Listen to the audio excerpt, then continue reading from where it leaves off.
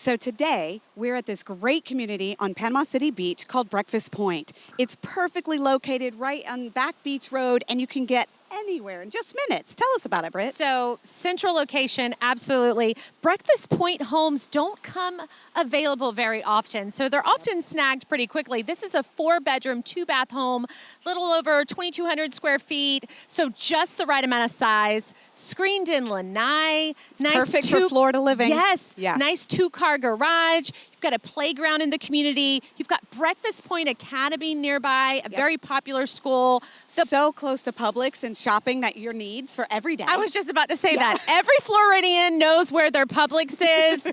We all know a pediatrician's office nearby, all the things that you need for a growing family.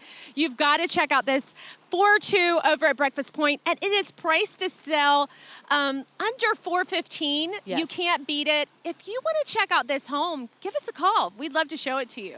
So if this house in Breakfast Point interests you, check in the description below. We've got the listing link for all the photos and more details.